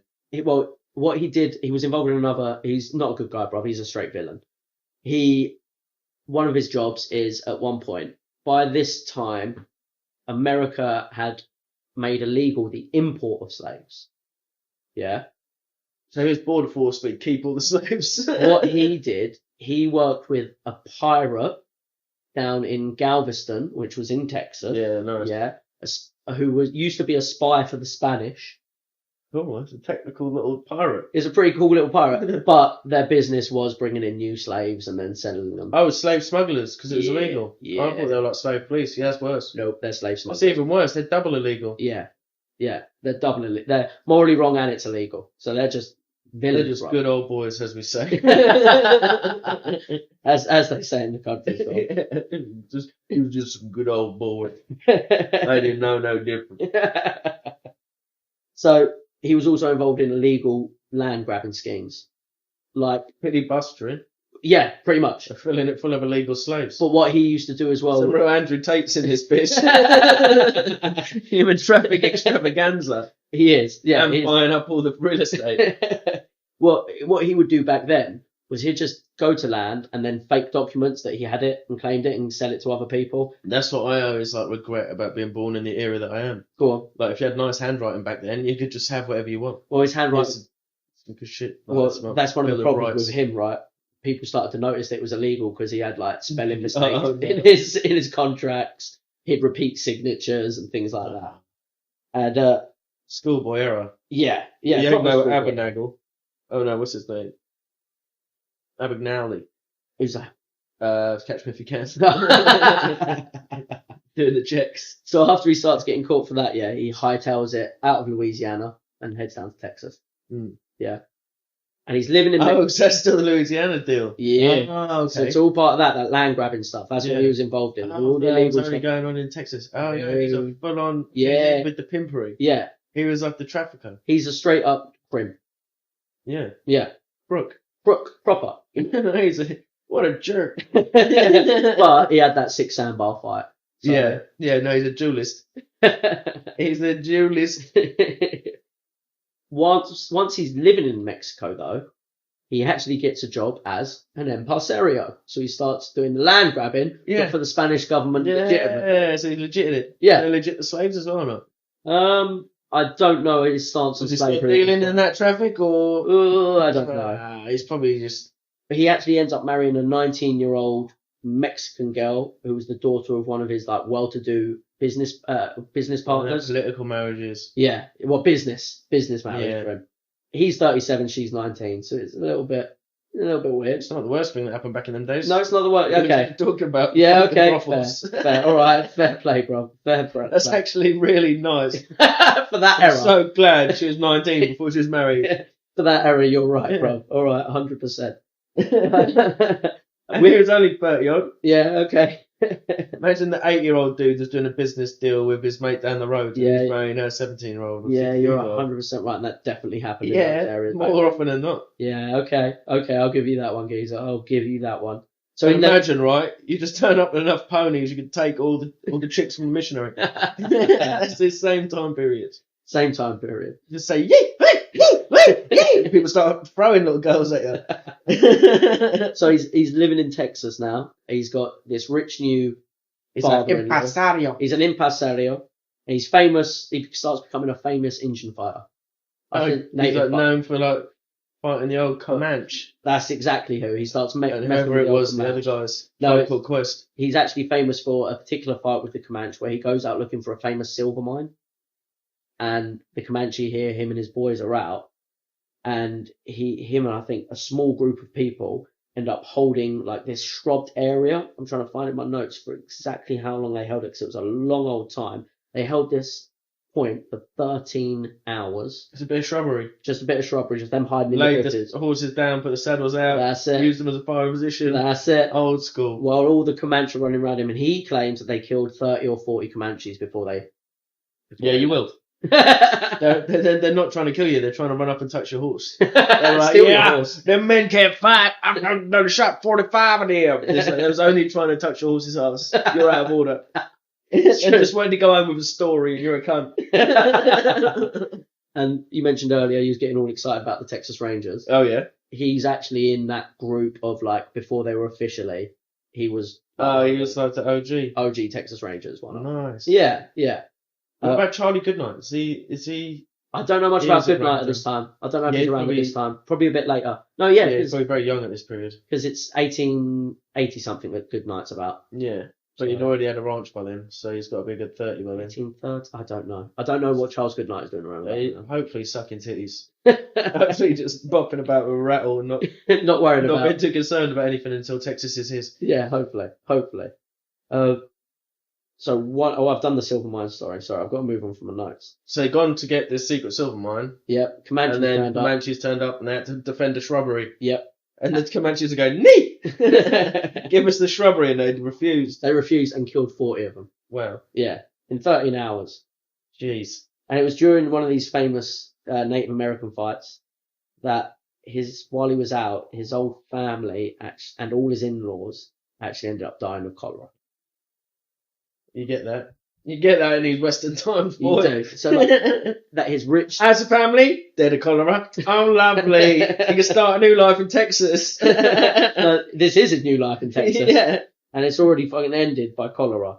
So this causes Bowie to go into like mad drinking. Yeah. He starts becoming... You get like, that? Yeah. Cholera, pisshead. Yeah. It's like there's a whole era of America. And then you had the old, What was it? Hepatitis pisshead. yeah. And then TB pisshead. Ultimately. Which is what I almost become after the end of Red Dead 2. Missing so much. Rest in peace, I got Arthur. We ain't both gonna make it. Go. Now. I'll hold them off. It would mean a lot to me. Please. There ain't no more time for talk. Go. Arthur. Go to your family. Arthur! Get the hell out of here and be a goddamn man. You're my brother. I know.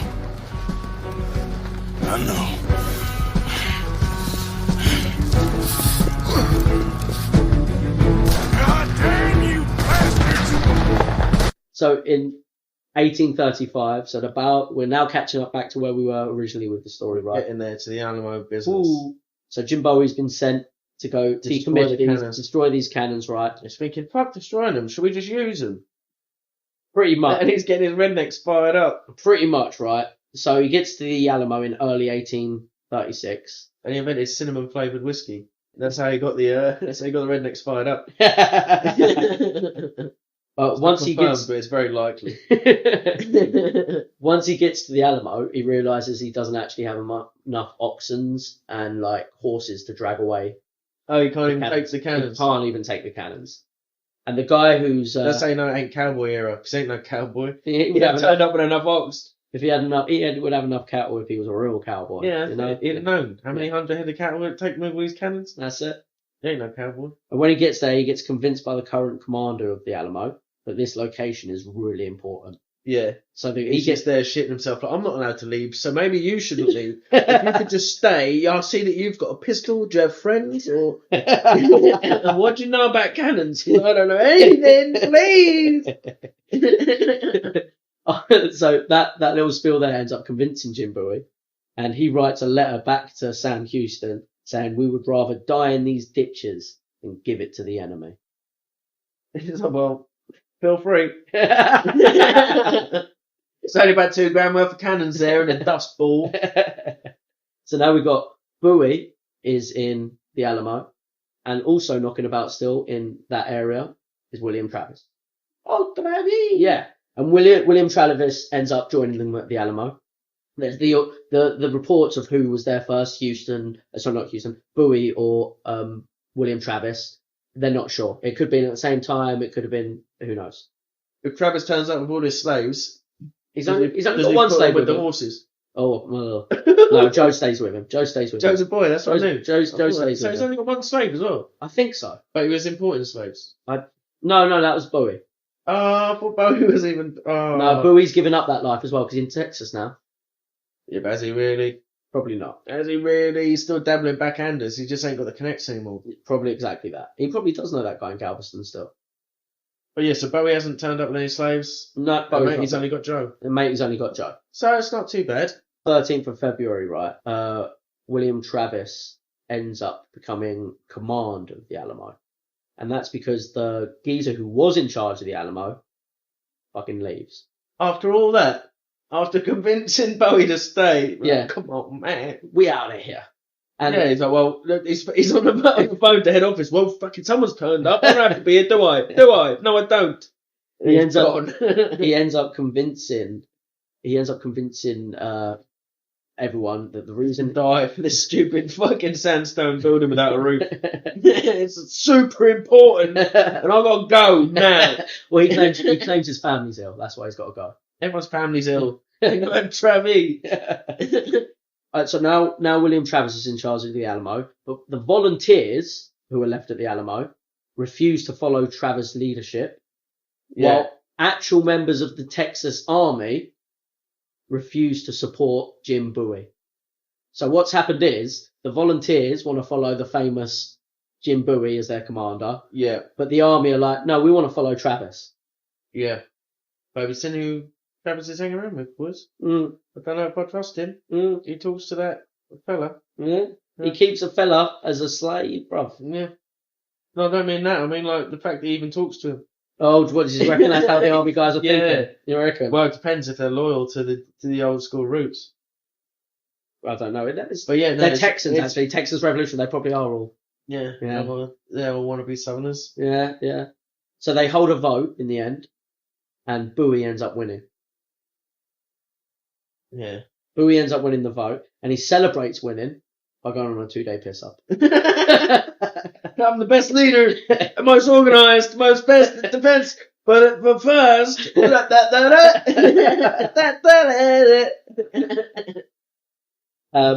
one story tells that he ends up pissing off Travis during this, and so Travis takes all the actual military troops and leaves the Alamo. oh shit! So he's only got the rednecks. He's only got the rednecks behind him. What But fair? Bowie realizes the shit sandwich he made himself as he starts to sobers up, and he goes and persuades Travis to come back.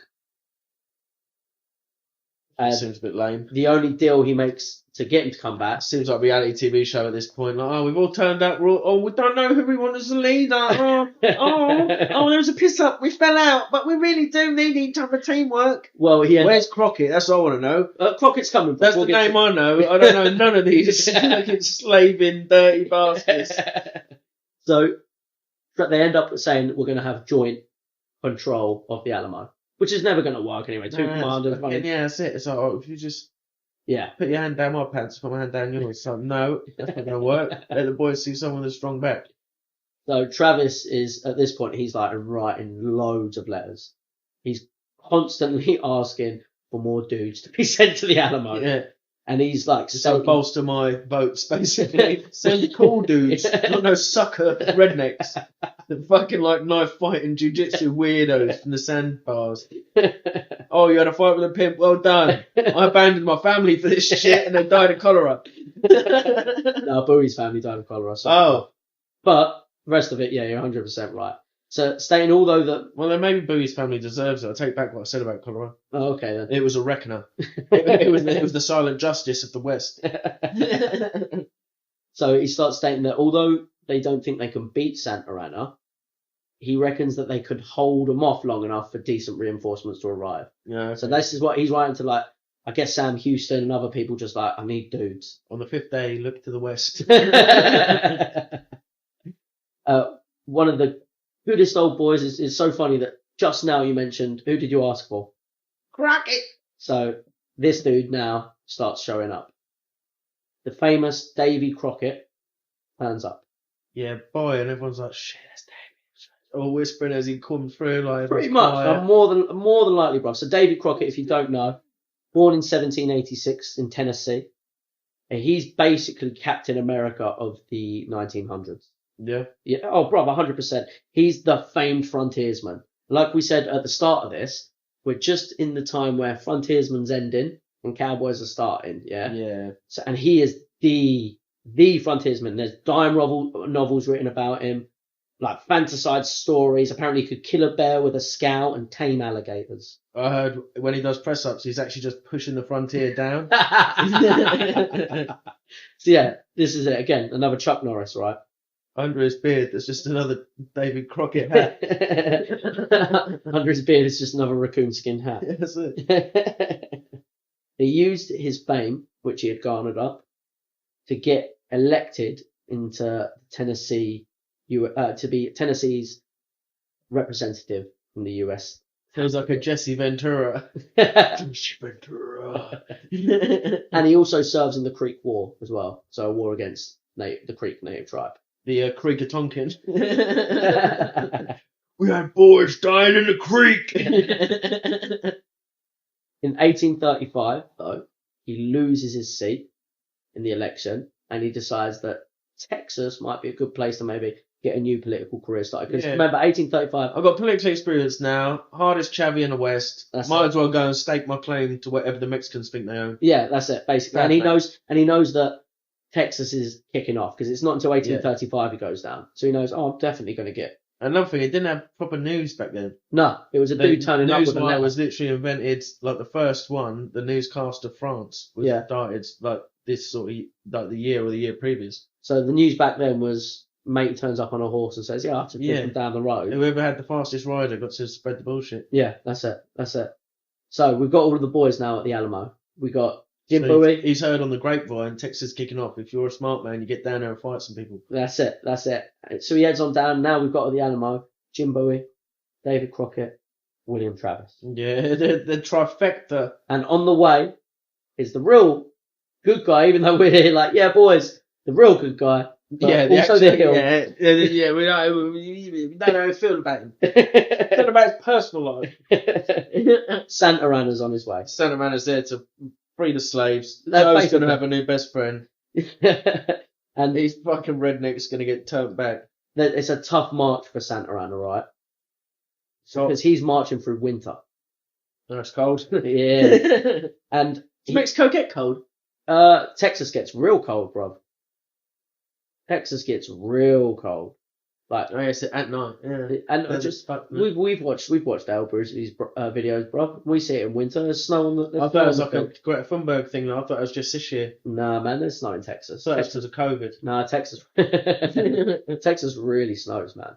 Oh shit. Yeah, How come their fucking grid dies then when it snows? I have no idea. Yeah, their electricity goes off. Same reason our whole country shuts down when it snows. Because we're cool. We're just like days off work. Yeah, nah, fuck trains. Can't build a snowman. So his 2,000 troops, he ends up losing like 500 troops on the way to the Alamo. He ends up it's with, like thirst. well, he ends up with like one freeze, sorry. freeze, yeah, The freeze. opposite. He also raided a couple of places on the way, and he ends up with 1,500 troops by the time he gets to the Alamo. And at So he's this, replaced his dead. he's no, he's lost. Oh, from gone- raiding. Yeah, he's gone Ah. from 2,000 to I thought it was 1,500. just for how hard the walk was. No. A bit of both, probably. Bit of both. But the Alamo at this point has only got about 150 people in it. Ooh. Yeah. I like them So odds. 10 times, bro. And now here we are on the date that it's happened recently. On February 23rd, the Mexican army arrive outside the Alamo, and they fly a red flag in a cathedral opposite the Alamo. And back then, And they all pull out the horn and go. the red flag meant no water. Oh, So which means shit. we ain't even taking. It's not even in the cathedral. Not even. That's where you're supposed to be able to get one. It ain't got a roof, bro. It ain't a cathedral. Oh, the Alamo. Yeah. Oh, the missionary. But the flag is waving from a cathedral opposite. Yeah. And they're saying no quarter. So what Santa Ana did, he actually declared all Texas revolutionaries as pirates. Nice. So call them something Good like pirate laws pirates. back then, yeah. Call them something like pirates. Terrorists. Or terrorists. Then you can do what you want Uh, with them. You don't have to take them as prisoners. Insurgents. Insurgents. That's another good one. That's another good one. Yep. Communists. Yep. You That's can kill all of them that you want as well. After seeing the red flag, the Alamo fires a cannon to be like, "Fuck you, boys!" Put a bull in the cannon. And he's gone straight for the flag. Straight for the flag, bro. Hearing the cannon, there's apparently reports that Bowie really hate the fact that they fired a cannon at him. Like, was He's his thought, pissed. no, fucking, I'll go over there and stab them. If they want it, I'll creep in and go, chap, chap. Big ain't fought pimps before. I seen a feather in his hat. He ends up sending like an emissary with a message being like, "Ah, sorry about that cannon." Sorry about the cannon. I will have you one-on-one with a knife any day of the week, twice on a Sunday. And then William Travis hears about that What are you talking about my cannons for? and then sends his own messenger. But we ain't sorry about the cannons. Yeah, exactly. The leadership's excellent. He's got a 49% majority. He's giving it. The Santa Ana sitting across the road, confused as fuck. It's like, what? Who? Davey? Now Travis? Where's this? Yeah, so it's not going too well for that. And after sending his emissary, Travis then fires off another cannon. God, it's just overkill on the cannons. He Do you want loved Davey on your side or not? He also, at this point... Oh no, it's not David Bowie, is it? No, Davy Crockett. Jim Bowie. Jim. God damn it, Jim! After this, after firing that second cannon, he writes a famous letter, which is the victory or death letter. And he smuggles it out, gets a geezer, a little messenger on a pony, to smuggle it out of the Pony Express, son. Pony Express. That's it. But also in this famous victory No, or he death... should have done. Go on. Put on a pigeon. He should... Yeah. Don't endanger a man. Don't endanger a man. So, with this victory or death letter, guess what it also includes? Guess what he also includes in it? Another option. No. Victory, death, or we come to a compromise. Well, victory, death, or give me more dudes. Yeah, He's still asking for more dudes. At this point, Santa Ana's on his doorstep, and he's like, seriously, just a couple of chaps would be nice. Just a few fellas. Big ones. Now, somewhere around this time, Bowie is taken ill. Oh no. Yeah, bruv. People aren't sure if it's yellow fever or TB, bruv. Oh no. Jim Bowie might have just got hit with the... He's fucking collecting money for Strauss, wasn't he? So, Jim Bowie, or... I think it's probably just a really bad hangover. I think it's a bit of VD, bro. These bitches didn't have no spring water to wash their cooch in. After this point, the command fully falls to Travis. Nice, that's good then. So that's better. You need one solid leader. You can't be getting fucking two sides of the story every time. You're like, oh, they fired cannons, we're shitting ourselves. Sorry about the cannon, we're not sorry about the cannon. Like, what's going on? I'm not shitting myself about the cannon anymore. Another cannon. Yeah, who even knows what they're firing? Yeah, that's it. Firing his mixtape. So if we now go forward a little bit, right? February 24th to the 25th, the Mexican troops are standing out of the range of the Alamo, and Santa Ana starts using his superior cannons to just bombard the Alamo walls. Last thing you want. Yeah. Someone with a better cannon than you. Bashing down your walls. Yeah. And at this point, for these 2 days, Travis is like sending out letter after letter on more ponies.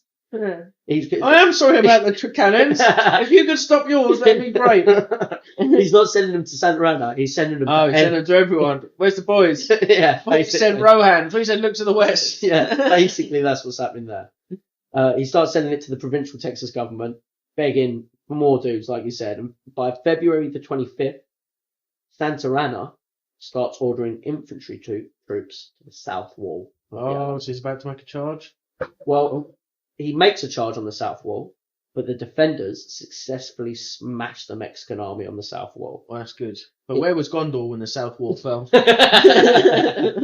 It's noted that on this south wall is being spirited in wholeheartedness by Captain America himself. Yeah, boy. Yeah, Crockett's standing at the south wall, barking out orders, firing his musket, really giving him the not letting the young boys shit themselves. You know what I mean? That's it.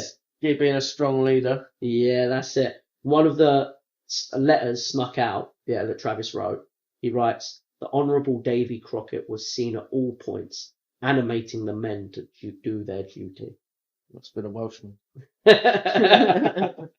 So despite this, the Mexican army still had managed to advance and taken control of the river alongside the Alamo. Yeah, perfect. Close them off. They also take the road leading into the Alamo. So the Mexican army are boarding it at the moment. They got it. And Travis, however, still manages to sneak out a bunch of letters. Yeah. He loves that. He's still writing letters still. I wonder how many letters he's writing a day. February 26th, Anna offers the Texans a chance to surrender.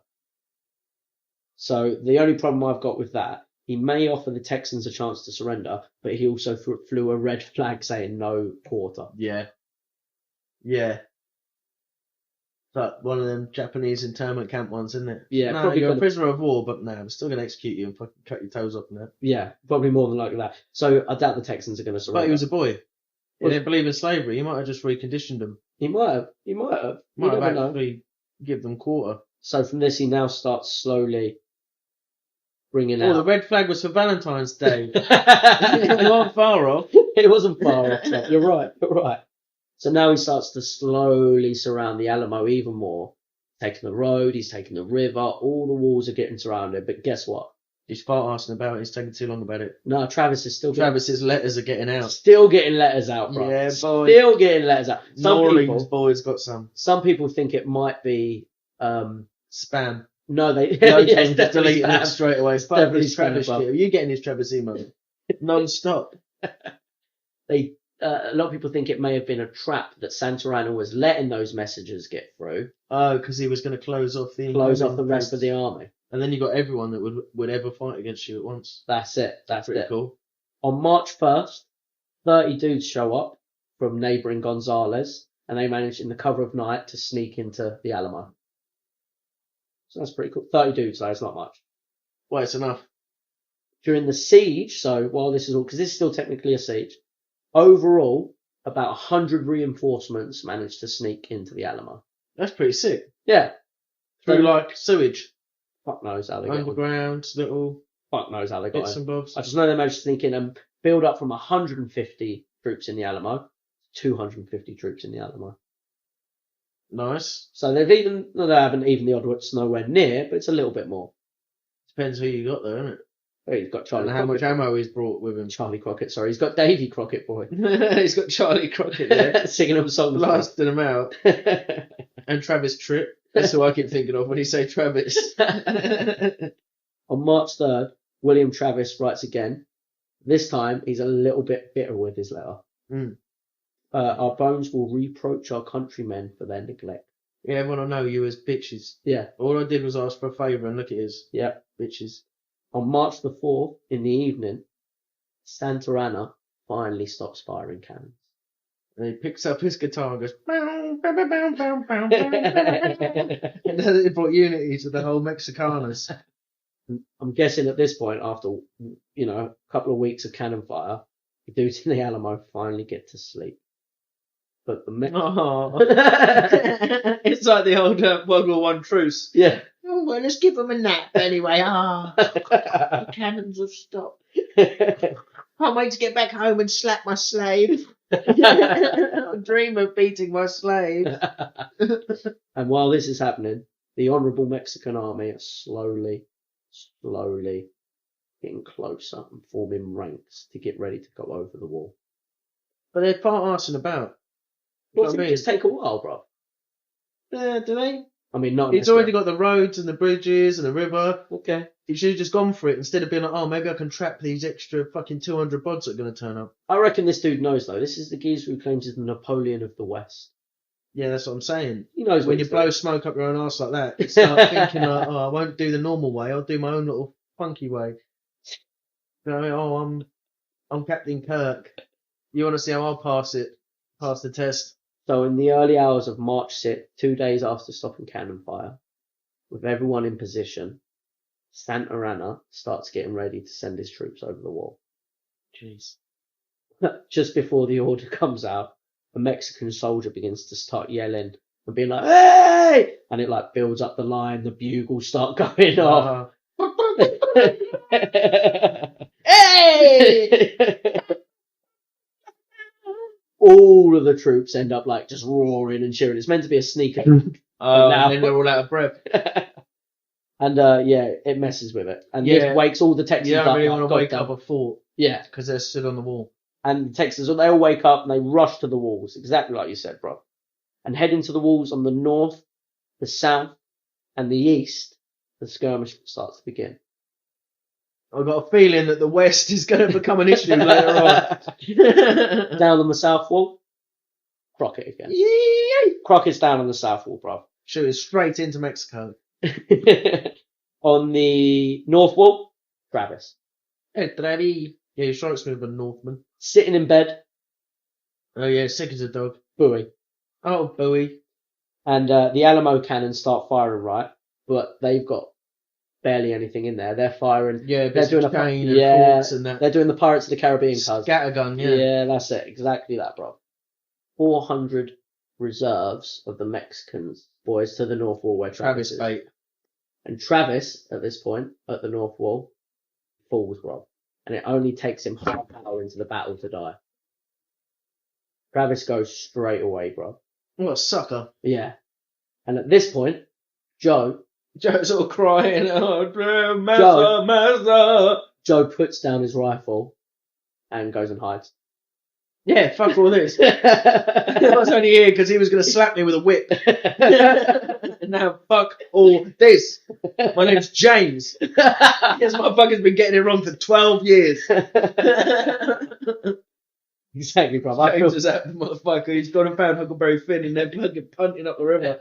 Oh, this is why I dig Joe, bro. He's like, yeah, alright, I'm done with this now. Fuck this. Fuck that shit.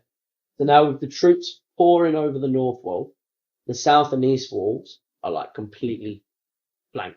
Because the north, like you mentioned, the west wall, the guys are inside, while guys on the south and the east wall now have to turn around from the walls they're attacking and fire down where they've got no cover behind them on Chavies coming at them. So they're screwed. Yeah, it's a shit position to be in. Real shit position. The Texans then decide to retreat inside to the long barracks along the east. Oh, right, yeah. Yes, they hide in the barracks. But when they're retreating, they forget to decommission the cannons. Oh, so they just spin the cannons around on them. Yeah. They get into the barracks and the Mexicans just spin the cannons around and start firing their knives and forks back at them. Straight back into the canteen. They start cleaning up, bro. Once inside and getting cannon fired, right? The Texans, some of the Texans, begin waving white flags, while some of the other Texans... They sound like Louisiana Texans. While some of the other Texans carry on fighting. This, like, pisses off the Mexican army. So they end up sticking on bayonets, pulling sabers, and charging the barracks. Yeah. Yeah. Get the surrenders. Yeah, well, and when they charge inside, they find Bowie. Oh, in shit. bed. Now, there's different reports, bruv, right? So the Mexican army say that they find him hiding under covers. And then historic Texans report that he was found with 2 pistols and a knife. The knife in his mouth. That's what I'm thinking. And just for the sake of fun stories, I'm going with that one. Yeah. That's still like 3-4 dudes you'd kill with that. When they're already in the door. Yeah. And then you're just getting bayoneted in your sick bed. That's alright, isn't it? With the Arthur Morgan disease, bro. Rest in peace. You're alright, boy. But reportedly standing until the very end of the battle by a small wall for cover was Davy Crockett and a small band of boys. Yeah, and there's even a famous photo. Fuck. There's even a famous photo. In fact, I'm going to use that photo of this. Yeah. And it's Davy Crockett standing on a small wall with a few boys as the Mexican army surround him inside the Alamo. Sick. Yeah, bro. Is that a photo? Not photo. Jesus No. Christ. Sorry. Painting. No, I think you said picture. Oh, did But I? I was imagining a photo. Like, No. Fuck me, that photographer's brave. You have to stand there for 10 minutes when it went off. No, it's a painting, bro. It's a painting. It's a reinterpretation of the story of Davy Crockett and the Pretty Alamo. dramatic. But yeah, Davey seems like a bit of a boy. Davy is the boy, isn't he, bro? Yeah. So after the battle, all the remaining Texans are executed, bar a few. One survivor who goes on to tell the story of the Alamo is Joe. Oh, come on, Joe. Yeah, bro. So Joe, obviously. So who knows what really happened to Travis? So, that bitch, yeah, he died fucking straight away, the fucking punk. Anyway, this boy Crockett, I'll tell you, he had a dick like a baby's arm. And boy bench pressed 3 bales of hay right there in front of my eyes. And Travis even says himself, like, Travis just wouldn't stop asking for help. Joe, even says himself that as soon as he put down his rifle, this is what I said about the hiding thing. He says himself, as soon as Travis died, he puts down his rifle and he went and hid. And he tells the Mexican army that. And they're like, yeah, okay, sorry, bro. You're all right. Oh, yeah. Yeah. So they let him off. Cause, That's a bit of a fucking double agent move, isn't it? yeah, it is a bit of a double agent move. You're a slave up until the point where you're fighting the guys that... Do you know what I mean? But they're anti-slavery, so they'd understand. They'd be Yeah, like, exactly. But is Joe? If he was fucking trying to shoot him? Yeah. Fuck you, Joe. Well, like you said, he's got a whip on his back if he doesn't shoot him. Has he? Joe's got a rifle. Don't know if Joe had a rifle. I think it's fucking half Joe's fault. All of this, man. Now what Kanye West is saying makes absolute sense. Fucking Joe. No, fair play, Joe. Play your play. Yeah. Joe's a good guy, isn't Where is he? he? We don't know. But after that, Joe actually disappears in history. You never hear from Joe again. Yeah, that'll happen. Back in them days. Like, oh, Joe is your name. Is it your writer, are you? Where's the CM Freedom Papers? Oh, yeah, I'm sure. Anyway, go see my mate over there. He's going to put you in that tree. So, even though after that, there's no much story of remembering Joe in history, people always do. Alamo Joe. Remember the Alamo. 2 days after the Alamo, Samuel Colt got his patent for the action revolver. So there you go. So 2 days after They're like, yeah, fuck all this Mexican shit. We need a pistol that works. Yeah. Colt pistol was actually it's commissioned by Texans for fighting Comanche. Yeah, that's like it was like horse fire, like horse response. That's That's it. cav, basically. Because the whole idea was that they could keep up with those guys firing arrows with how many shots they fired. Yeah. Yeah, so these are the same. They were using like muzzle-loaded muskets. Yeah, all through this battle. The best of the guns had a little paper cartridge to put the gunpowder in. Yeah. Where you'd have them all pre-weighed and everything in little paper cartridges. Yeah. But most of them were stuffing wadding in there and everything. Jesus. So that must have Christ. been a fucking scene. 100 and 200 dudes versus all these thousands of dudes, and you're shitting yourself. There's loads of dudes coming in, and you've got to load that shit. Oh. And these little tiny, like, clicky back pistols with a piece of flint and Which stop you've got to iron on stuff them. powder in, Yeah, then the same ball, principle. You knock got to it down. it all down again. and then firing knives and forks out of cannons and hoping it'll fucking... But guns stayed like that for a good, like, 70 years. Yeah, Until, like, Lee Enfield started making, like, small magazines. yeah. I think it was it Brown Bessie? I think it was. It's a muzzle loader, but it's the best one. It took paper rounds. Okay. And that's what won the empire for the British. Oh, okay. And then there were some American guns that were similar, but they were like specifically American. Oh, okay. Springfields and stuff like that. So they would take these... But yeah, really long barrels. Like the flintlock as you imagine. proper typical frontiersman rifles. Yeah, proper. David Crockett was at his But best. did Davy Crockett and his mob have the advantage from being foragers and hunters? Go on. They were using these long rifles to hunt animals, so they're accurate over a further distance. I can imagine they were a lot They're more accurate. like in tune with the one shot and the reload. But then the Mexican army have got practice all the way up to the Alamo because they took Gonzales, which is a great story, which maybe we'll get to do another day. Oh yeah, true. And there was another village where they went full of full Then why rape and couldn't they nanking on. take out 100 dudes in a roofless shed? In a ruthless yeah. So that's one of the weird things about the Alamo, even though it's always the heroes of Bowie, Davy, and Travis. Really, Santa Anna was probably fighting for. But then we don't know his morals on everything else. Definitely on the slavery aspect, Santa Anna was definitely the better option. But we don't know how harsh he was on everything else. Yeah, true. But at least he was like a force for Mexico. He'd resisted the Spanish. Yeah. As a Mexican, Mexicans believed in him for at least a short period of time before he started consolidating power. Yeah. So he could have been the pro-people revolutionary. Very true. Idol. Very true.